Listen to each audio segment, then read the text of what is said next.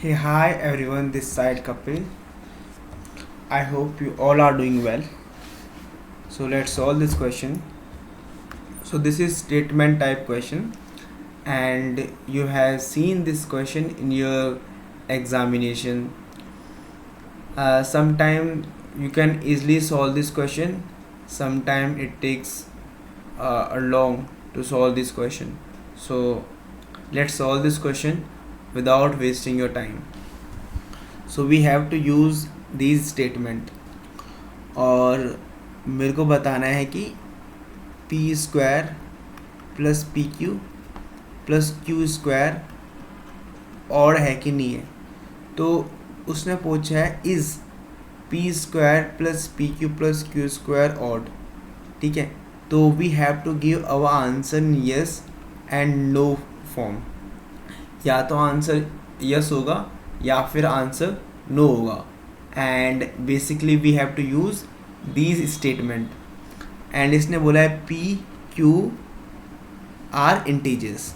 ठीक है, अब पहला स्टेटमेंट का यूज़ करूँगा मैं। इसने बोला है पी प्लस क्यू मेरा इवन है, तो पी प्लस क्यू इवन है। इट मीन्स मेरे ये दोनों नंबर क्या हो सकते हैं, इवन हो सकते हैं, तभी मेरा आंसर क्या आएगा, इवन आएगा।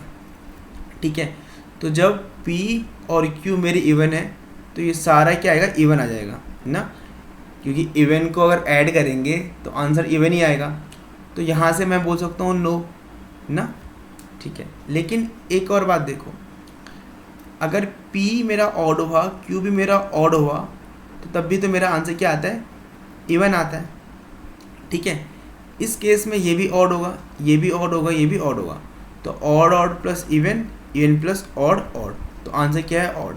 तो एक केस में मेरा आंसर क्या आ रहा है, इवन आ रहा है, एक केस में मेरा आंसर क्या आ रहा है, ऑड आ रहा है। तो हम एक प्रॉपर आंसर नहीं दे पा रहे हैं, हम यस और नो दोनों बोल रहे हैं।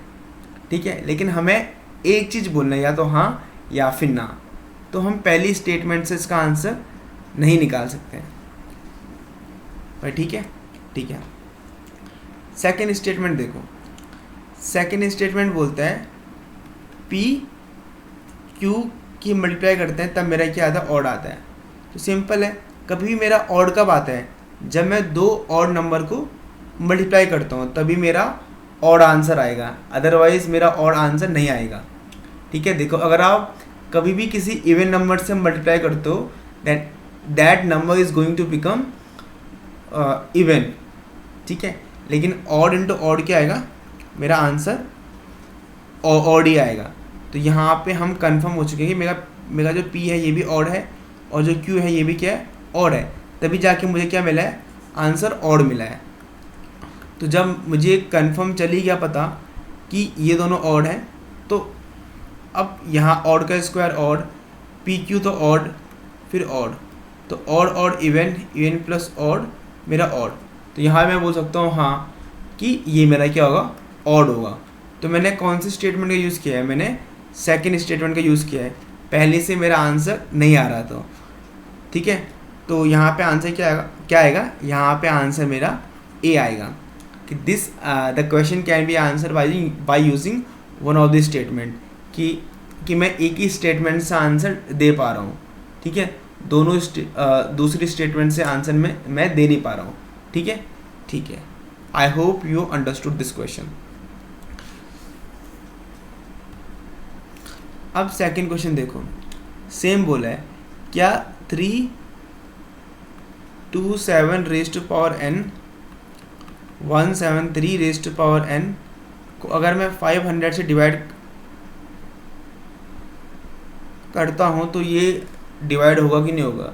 तो ये पूछ रहा है कि is 327 raise to power n plus 579 raise to power n divisible by 500। तो यस और नो में आंसर बताना है। ठीक है, ठीक है। तो आपको एक कॉन्सेप्ट पता ही होगा, जब a की पावर n b की पावर n होती है और n मेरा क्या होता है, ऑड नंबर होता है, तो ये सिंपल क्या होता है, a प्लस बी से मेरा डिवाइड हो जाता है। ठीक है, ठीक है। अब देखो इसने यहाँ पे बोला है कि n क्या है, मेरा ऑड नेचुरल नंबर है। तो मैंने अभी क्या बोला, अगर इस फॉर्म में है मेरा ये, तो इसी फॉर्म में है ना, तो मैं बोल सकता हूँ क्या कि ये स्टेटमेंट 1 से कि ये 500 से मेरा डिवाइड होगा, क्योंकि 327 प्लस 173 मेरा क्या होता है 500 होता है। तो मैं कह सकता हूँ कि ये नंबर मेरा इससे डिवाइड होगा। तो पहली स्टेटमेंट से आई कैन गिव आंसर, ठीक है। अब सेकंड कह रहा है एन इज़ पॉजिटिव इंटीजर। अब जब मैं पॉजिटिव इंटीजर की बात करता हूँ तो इसमें इवन भी आता है, इसमें ऑड भी आता है। तो जब मैं ऑड लूँगा तब तो ये पूरा डिवाइड करेगा, लेकिन जब मैं इवन लूँगा तो जब यहाँ पे मेरा क्या होता है इवन होता है एन, तो ये ए प्लस बी से डिवाइड नहीं होता है, ए प्लस बी से डिवाइड नहीं होता है मेरा, ठीक है।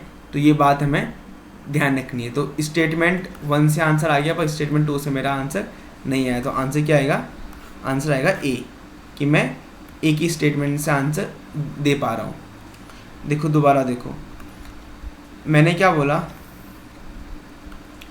मैंने बोला कि मुझे बताना है कि ये डिवाइड होगा कि नहीं होगा 500 से। तो हमारे पास